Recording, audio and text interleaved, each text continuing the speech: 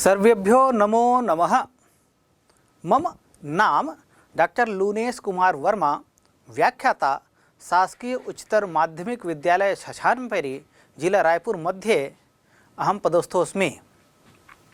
अद्य वयं पठामः 10वीं कक्षायां पाठः स्वामी आत्मानंदः।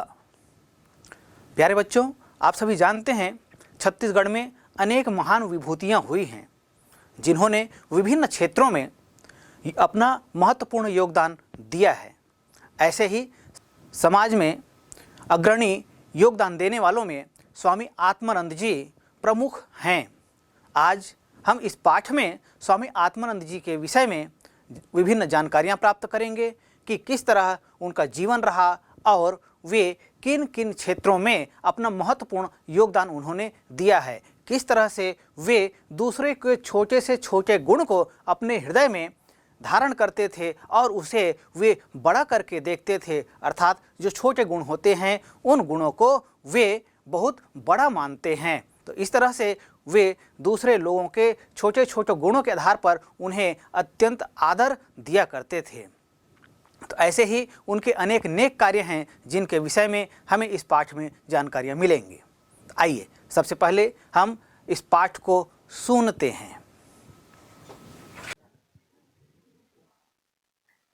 अष्टमः पाठः स्वामी आत्मानन्दः। यत्र जीवः तत्र शिवः इति मंत्रस्य साधकः त्यागमूर्तिश्च स्वामी आत्मानन्दः सदैव जनानां कल्याणार्थं समर्पितः आसीत्। सः ईदृशः सन्तः आसीत् यत् यस्य ध्येयवाक्यं सर्वत्र प्रशंसितम् आसीत्। यथा परगुण परमाणुं पर्वतीकृत्य नित्यम् निज हृदि विकसन्तः सन्ति सन्तः कियन्तः। तस्य पितुः नाम धनीरामः, मातुः नाम भाग्यवती च आसीत्। तौ धर्मपरायणौ आस्ताम्। स्वामी आत्मानन्दस्य जन्म 6 अक्टूबर 19 उत्तर 900 वर्षे अभवत्। आत्मानन्दस्य बाल्यकालस्य नाम तुलेन्द्रः आसीत्। सः 27 अगस्त 89 उत्तर 900 वर्षे निर्वाणं प्राप्य ब्रह्मलीनश्चाभवत्।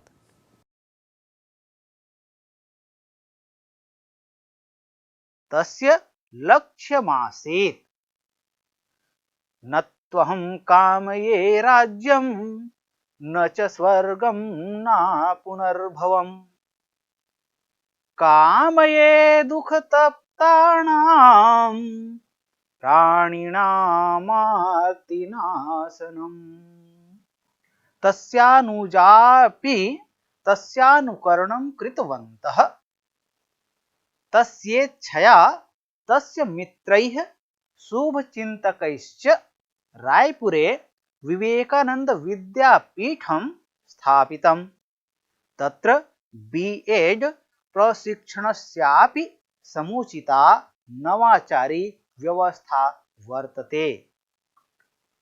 बस्तर वन प्रान्तरे नारायणपुरे अबुझमाड़ क्षेत्रे रामकृष्ण मिशनाश्रमः स्थापितः। अस्य सचिवेन पूज्यपाद स्वामिना निखिलात्मानन्देन अपूर्वं नेतृत्वं प्रदत्तम्। अनेन आश्रमेण शिक्षा, चिकित्सा, कृषि, जनसेवा, कृषक प्रशिक्षण केंद्र, युवा प्रशिक्षण केंद्र, चलित चिकित्सा विपणन क्षेत्रेषु च अति संपन्नानि सेवा केंद्राणि संचालितानि सन्ति। आध्यात्मिक क्षेत्रेपि अस्य प्रयासः प्रशंसितः। स्वामी विवेकानन्दः रायपुरे 2 वर्षपर्यन्तं समयं व्यतीतवान्, येन इदं नगरं परिपूतमभवत्। स्वामी विवेकानन्द जन्मशताब्दी वर्षे भव्यं स्मारकं निर्मातुं सः आत्मानन्दः प्राणपणेनायतत। अयम् आश्रमः आध्यात्मिकदर्शनस्य केन्द्रमस्ति। आश्रमेव पालिक्लिनिक इति औषधालयः, ग्रन्थालयः च स्थापितः। तत्रैव स्थापिते ठाकुर रामकृष्ण देवालये स्वर्गोपमानि आनन्दानि प्रसृतानि। स्वामी आत्मानन्दः अतीव प्रतिभाशाली वक्ता लेखकश्चापि आसीत्। अध्यात्म सम्बन्धीनाम् अन्य विषयाणां च प्रवचनैः सह देशे ख्यातिं लब्धवान्। तस्य 2-खण्डात्मकं गीतातत्त्वचिन्तनम् इति ग्रन्थः अतीव मनोहरः अस्ति। धर्मदर्शन क्षेत्रे अस्य महाभागस्य कृतयः पाठकेषु वैज्ञानिकदृष्ट्यभिवृद्धिं कुर्वन्ति। स्वामी आत्मानन्दस्य संगठनकौशलम् अपूर्वम् आसीत्। तस्य निर्देशने संरक्षणे च मध्यप्रान्ते महाराष्ट्र, ओडिशा, राजस्थान, छत्तीसगढ़े बहवः रामकृष्ण विवेकानन्द आश्रमाः प्रतिष्ठिताः। अयं महापुरुषः शैशवकालादेव मेधावी प्रतिभासम्पन्नश्च आसीत्। अत्र 1938 वर्षे अस्य पिता महात्मा गान्धिना स्थापिते बुनियादी प्रशिक्षण विद्यालये वर्धायां शिक्षकरूपेण नियुक्तः। प्रति रविवारे पिता पुत्रौ गान्धिनः दर्शनार्थं सेवाश्रमं गच्छतः स्म। तत्र बालः तुलेन्द्रः गान्धिनः भ्रमणसहायकश्चासीत्।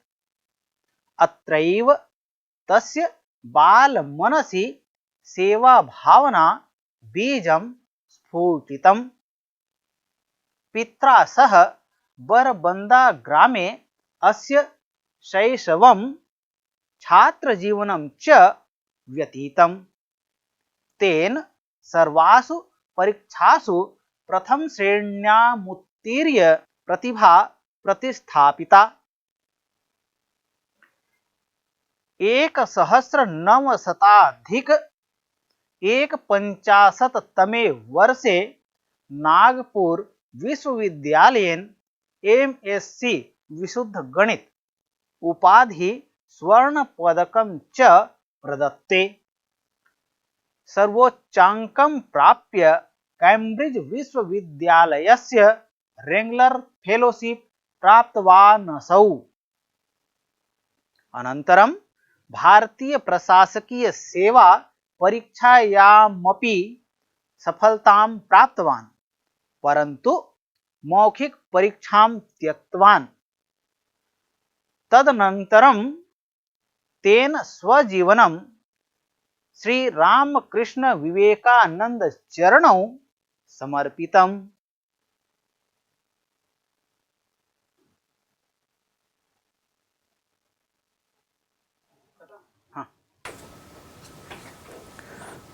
प्यारे बच्चों, अभी हमने यह जो पाठ है स्वामी आत्मानंद, इसका हमने वाचन अभी हमने सुना।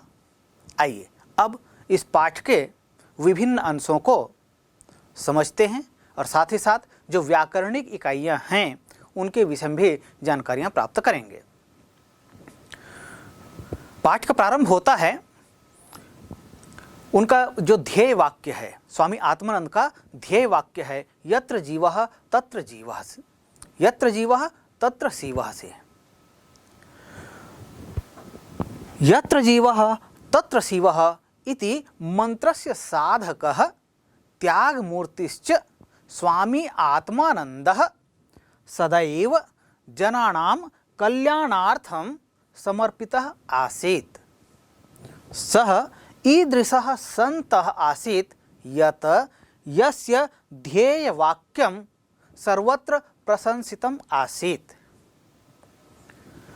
प्यारे बच्चों, यह जो अभी अंश हमने देखा, आइए इसका भावार्थ समझने का प्रयास करते हैं। तो सबसे पहले आप देख रहे हैं यत्र जीवः तत्र शिवः, यह एक मंत्र है, यह उनका लक्ष्य है, किनका? स्वामी आत्मानंद जी का।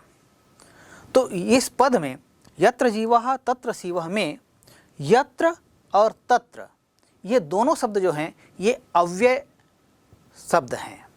अव्यय किन्हें कहते हैं आप जानते हैं, यस्य व्ययम न भवति तद अव्ययम, अर्थात वे शब्द जिनका वाक्य में प्रयोग करने पर किसी भी स्थिति में स्वरूप नहीं बदलता है, उन पदों को अव्यय कहा जाता है। तो यहाँ पर यत्र और तत्र ये दोनों अव्यय पद हैं। यत्र का तात्पर्य होता है यहाँ और तत्र का तात्पर्य होता है वहाँ, यहाँ और वहाँ। तो यत्र जीवः जहाँ जीव है, तत्र शिवः वहाँ शिव है, अर्थात मंगल है, वहाँ कल्याण है। अर्थात प्रत्येक जीव में वे शिव को अर्थात कल्याण को, ईश्वर को देखते थे। तो जहाँ जीव है वहाँ शिव है। इति मंत्रस्य साधकः, इस मंत्र के साधक, साधना करने वाले। मंत्र से शब्द जो लिखा है, मंत्र मूल शब्द है, षष्ठी विभक्ति एक वचन का यह रूप है। इसका तात्पर्य होता है मंत्र का। साधकः मतलब साधना करने वाला। त्याग मूर्तिश्च, यह जो पद है ये संधियुक्त पद है। संधि विच्छेद करें तो त्याग मूर्ति धन च इति त्याग मूर्तिश्च। स्वामी आत्मानंदः, देखिए आत्मानंद जो कह रहे हैं यह भी संधियुक्त पद है। इसका हम संधि विच्छेद कर सकते हैं। संधि विच्छेद करेंगे इसका रूप होगा आत्मा धन आनंदः इति आत्मानंदः। दीर्घ स्वर संधि का प्रयोग हुआ यहाँ। सदैव, यह पद भी संधियुक्त पद है। सदा धन एव इति सदैव, यहाँ वृद्धि स्वर संधि का प्रयोग हुआ है और इसका तात्पर्य होता है सदैव या हमेशा। जनानाम, जन मूल शब्द है, षष्ठी विभक्ति बहुवचन का यह रूप है और इसका तात्पर्य होता है लोगों के कल्याणार्थम, कल्याण के लिए। कल्याण धन अर्थम इति कल्याणार्थम, यहाँ भी दीर्घ स्वर संधि का प्रयोग हुआ है। समर्पितः आसीत, समर्पित था। तो यत्र जीवः तत्र शिवः, जहाँ जीव है वहाँ शिव है। शिव अर्थात ईश्वर भी और शिव अर्थात मंगल या कल्याण भी।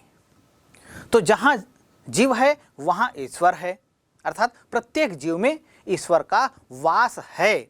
इति मंत्र से साधकः, इस मंत्र को के साधने वाले अर्थात इसको जीवंत रूप में अपने व्यवहार में आचरण करने वाले, अर्थात प्रत्येक प्राणी जो हैं उनमें ईश्वर का वास है। अर्थात कोई भी दीन दुखी गरीब है उसकी सेवा सहायता करना, यह ईश्वर की सेवा करना है। इति मंत्र से साधक, इस मंत्र के साधने वाले। और त्याग मूर्तिश्च, और त्याग की मूर्ति अर्थात वे अपने सुख की कभी कामना नहीं करते थे। वे सदैव लोगों के दुख को दूर करने के लिए संलग्न रहते थे। तो ऐसे त्याग मूर्ति स्वामी आत्मानंद सदैव हमेशा ही जनानाम कल्याणार्थम, लोगों के कल्याण के लिए समर्पितः आसीत, समर्पित रहते थे।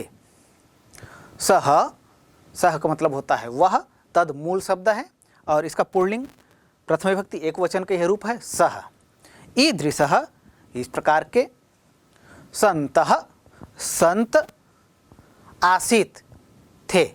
वे इस प्रकार के संत थे।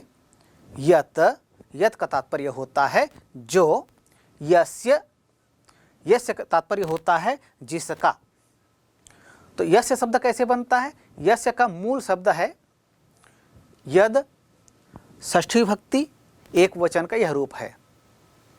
इसका तात्पर्य होता है जिसका। ध्येय वाक्यम अर्थात ध्येय लक्ष्य वाक्य था। ध्येय कहते हैं लक्ष्य को, जिसको हम प्राप्त करने के लिए अग्रसर होते हैं। तो ध्येय वाक्यम, जैसे आप सभी पढ़ रहे हैं, आपका ध्येय क्या है? आपका ध्येय है कक्षा 10वीं अच्छे अंकों से उत्तीर्ण करना, ये आपका ध्येय है। तो इसी तरह से स्वामी आत्मानंद थे, उनका ध्येय वाक्य जो है यत्र जीवः तत्र शिवः, सर्वत्र। सर्वत्र यह अव्यय पद है।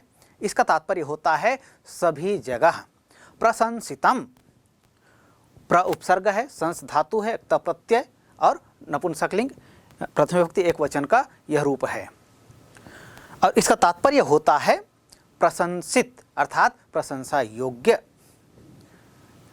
प्रशंसा प्राप्त, आसीत था। तो वे इस प्रकार के संत थे जिनका ध्येय वाक्य सभी स्थानों पर प्रशंसा प्राप्त था, प्रशंसा प्राप्त किया हुआ था। अर्थात इनके ध्येय वाक्य की सभी लोग प्रशंसा करते थे। क्यों? क्योंकि केवल ध्येय वाक्य नहीं है, उस ध्येय वाक्य को उन्होंने अपने जीवन में उतारा था। यथा, जैसे, यह अव्यय पद है।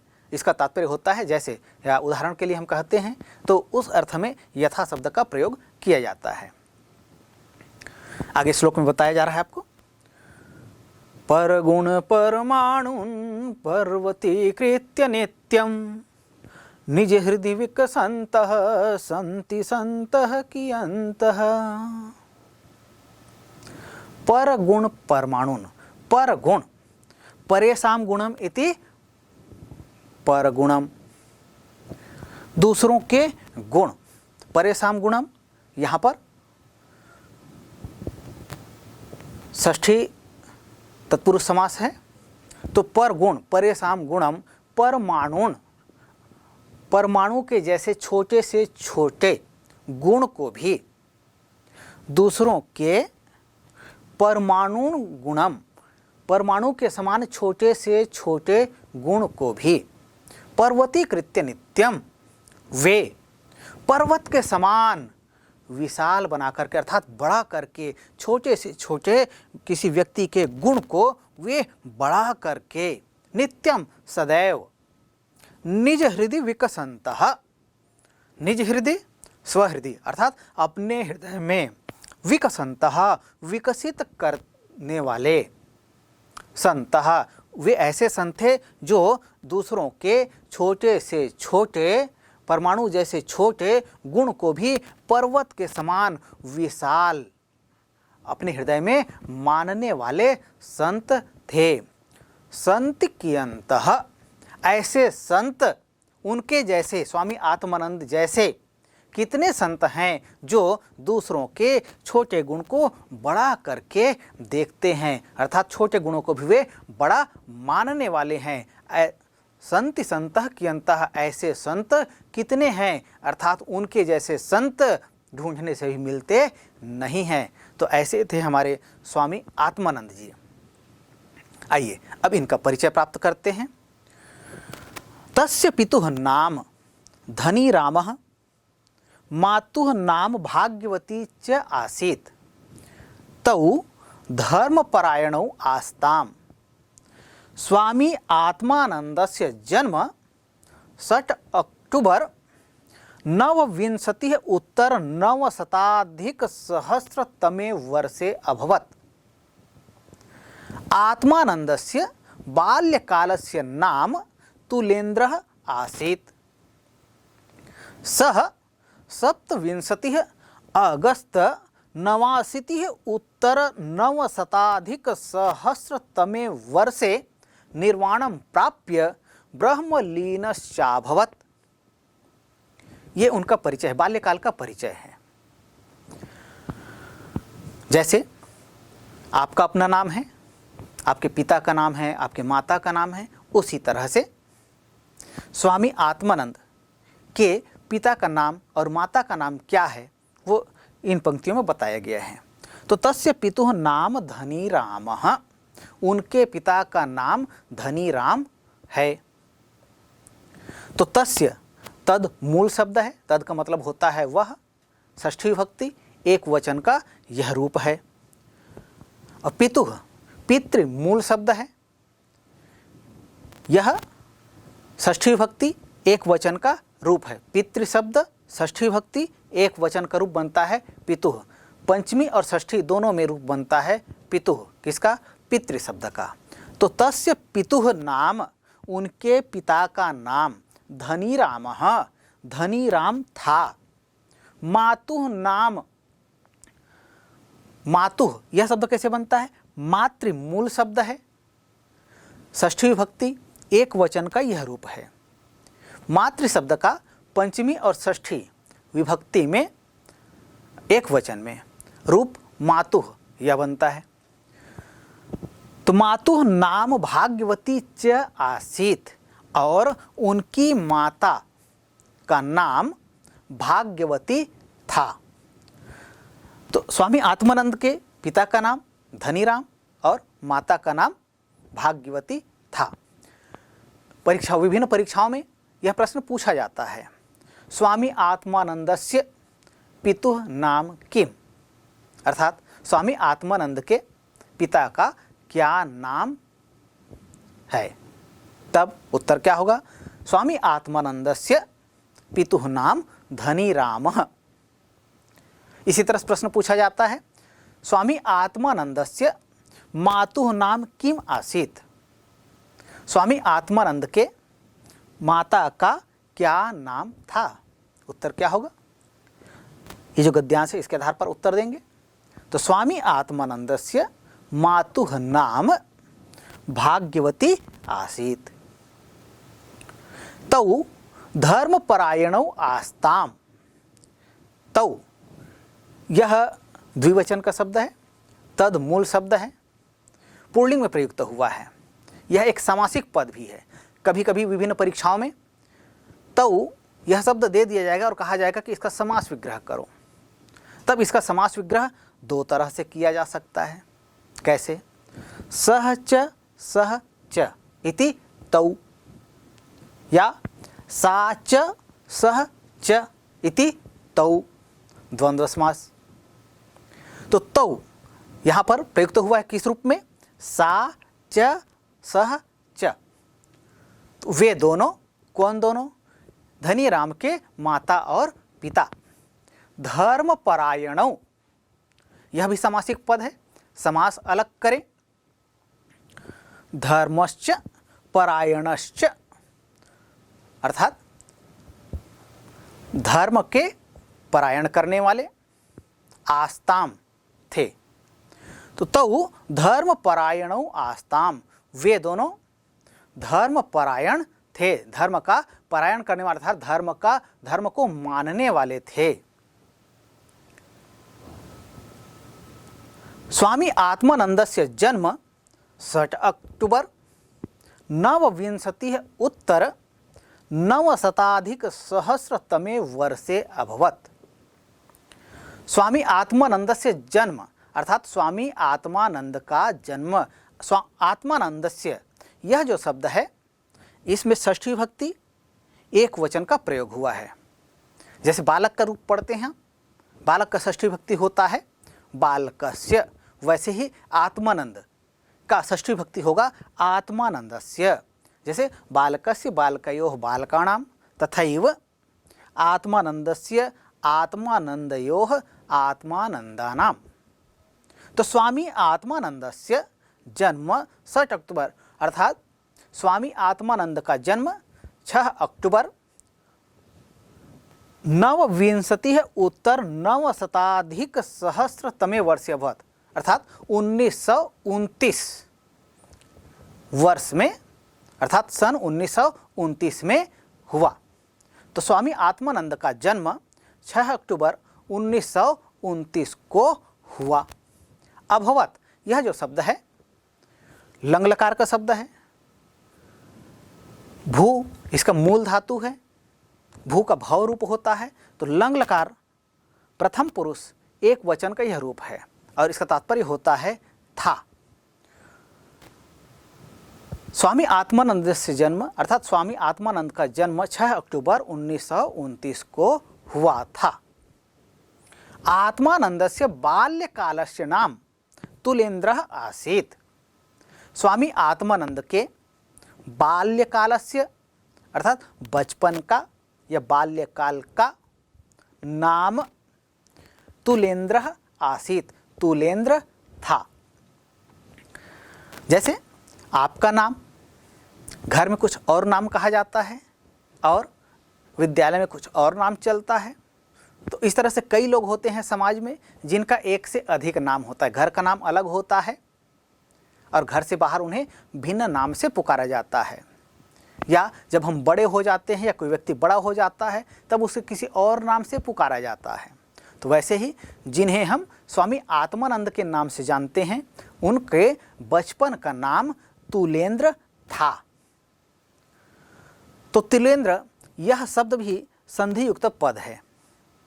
इसका संधि अलग करें, तुलाधन इंद्र इति तुलेन्द्रः, गुण स्वर संधि है। आसीत, आसीत यह शब्द जो है अस धातु है, लंग लकार प्रथम पुरुष एक वचन का यह रूप है और इसका तात्पर्य होता है था। तो स्वामी आत्मानंदस्य बाल्यकालस्य नाम तुलेन्द्रः आसीत्। स्वामी आत्मानंद के बाल्यकाल का नाम तुलेन्द्र था। सह, सह का तात्पर्य होता है वह, तद मूल शब्द है, प्रथम विभक्ति एक वचन पुल्लिंग का यह रूप है, तो सह का मतलब होता है वह या वे।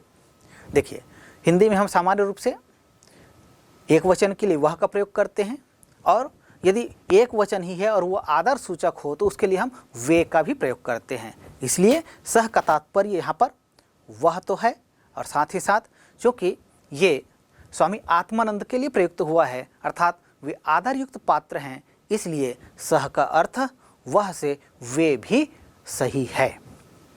तो सह 27 अगस्त 89 उत्तर 900 वर्षे निर्वाणं प्राप्य ब्रह्मलीनश्चाभवत्। ब्रह्मलीनश्चाभवत्, ब्रह्मलीनः धन च धन अभवत्, यह संधि पद है। आप सभी जानते हैं संस्कृत में संधि युक्त पदों की बहुलता होती है और साथ ही हम यह भी जानते हैं कि किसी शब्द में एक संधि हो सकती है या एक से अधिक संधियों का योग हो सकता है। तो यहाँ यह जो शब्द आया है ब्रह्मलीनश्चाभवत्, इसमें ब्रह्मलीनः धन च एक संधि, च धन अभवत् ये दूसरी संधि। तो दो संधियाँ यहाँ पर इस शब्द में हैं। तो ब्रह्मलीनः धन च यहाँ पर विसर्ग संधि का प्रयोग हुआ, च धन अभवत् यहाँ दीर्घ स्वर संधि का प्रयोग हुआ। तो सह अर्थात वे 27 अगस्त 1989 को तमे वर्ष से अर्थात ईस्वी सन को वे 27 अगस्त 1889 में निर्वाणम प्राप्य निर्वाण प्राप्त करके ब्रह्मलीनाश्चाभवत् अर्थात ब्रह्मलीन हो गए। अर्थात 27 अगस्त 1889 को उन्होंने मोक्ष प्राप्त करते हुए ब्रह्मलीन हो गए। तस्य लक्ष्यम आसीत्, उनका लक्ष्य था। तस्य षष्ठी तद मूल शब्द है, षष्ठी विभक्ति एक वचन का यह रूप है और इसका तात्पर्य होता है उसका या उनका। सामान्य रूप से हम एक वचन में कहेंगे उसका, लेकिन हाँ वो आदर सूचक हो, बहुवचन सूचक हो तब हम कहेंगे उनका। तो तस्य लक्ष्यम आसीत्, उनका लक्ष्य था। क्या था? तस्य लक्ष्यम आसीत्, उनका लक्ष्य था न त्वहं कामये राज्यं न च स्वर्गं न पुनर्भवं कामये दुख तप्तानां प्राणिनामार्तिनाशनम्। न त्वहं कामये, त्वहम जो शब्द है यह भी संधियुक्त पद है, संधि अलग करें। तू धन अहम इति त्वहम, यहाँ पर यण स्वर संधि का प्रयोग हुआ है। कामये काम धातु है और लट लकार उत्तम पुरुष एक वचन का यह रूप है। इसका तात्पर्य होता है, काम का मतलब होता है इच्छा। न तो हम कामिये, न तो मैं कामना करता हूँ, अर्थात इच्छा करता हूँ। कामना के अर्थ में संस्कृत में भिन्न धातु भी है, जैसे इच्छा धातु है, इच्छ धातु है। तो इच्छ धातु का भी प्रयोग यहाँ करना चाहें तो कामये के पर्यायवाची के रूप में प्रयुक्त किया जा सकता है इच्छामि। तो न तो हम कामये राज्यम, न तो मैं राज्य की कामना करता हूँ, राज्य अर्थात भूमि की कामना करता हूँ। न च स्वर्गम, न ही मैं स्वर्ग की कामना करता हूँ, अर्थात मुझे यहाँ से मुक्ति मिल जाए और मैं स्वर्ग में चला जाऊँ, ऐसी भी मैं कोई कामना, कोई इच्छा नहीं करता हूँ। ना पुनर्भवम, यह भी संधियुक्त पद है, संधि अलग करें। ना पुनः भवम, तो पुनः धन भवम, यहाँ पर विसर्ग संधि का प्रयोग हुआ। तो स्वर्गम न पुनर्भवम, और नहीं मैं फिर से इस धरती में जन्म लेना चाहता हूँ। जैसे जन्म जन्मांतर की जो बातें कही जाती हैं या पुनर्जन्म की जो बातें कही जाती हैं, यदि वैसा है भी तो भी मेरा पुनः जन्म हो यह मैं कामना नहीं कर, न तो मैं स्वर्ग जाना चाहता हूँ अर्थात स्वर्ग की इच्छा करता हूँ, और नहीं इस धरती में मेरा पुनः जन्म हो इसकी मैं कामना करता हूँ। तब वे कामना क्या करते हैं? काम ये दुख तप्ताणाम, वो काम ये कहते हैं, स्वामी आत्मानंद जी कहते हैं काम ये मैं कामना करता हूँ, मैं इच्छा करता हूँ। क्या इच्छा करता हूँ? दुख तप्ताणाम, दुख से पीड़ित। तप्ताणाम कैसे बना है? दुख तप्ताणाम, ये भी यह समासिक पद है। दुखाणाम च तप्ताणाम च, अर्थात दुख तप्तानाम, दुख से जो पीड़ित हैं। दुख तप्तानाम यह समासिक पद है और इसका समास विग्रह करें तो दुखैः तप्तानाम, अर्थात दुखों से पीड़ित। तृतीय तत्पुरुष समास का यहाँ प्रयोग हुआ है। तो दुख तप्तानाम, दुखों से पीड़ित। प्राणी नाम आर्ति नाशनम, यह संधियुक्त पद है, संधि अलग करें। प्राणी नाम धन आर्ति नाशनम, अर्थात प्राणियों के, प्राणी नाम यह शब्द कैसे बनता है? प्राणी मूल शब्द है, षष्ठी विभक्ति बहुवचन का यह रूप है और इसका तात्पर्य होता है प्राणियों के, जीवों के।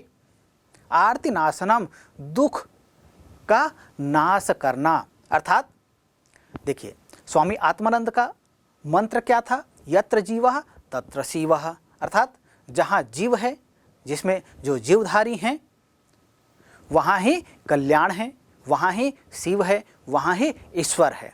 अर्थात यदि कोई जीवधारी, कोई शरीरधारी यदि दुखी है, पीड़ित है, तो उसके दुख दर्द को दूर करना यह ही ईश्वर की सच्ची सेवा है। इस मंत्र की साधना करने वाले स्वामी आत्मानंद कहते हैं, क्या कहते हैं?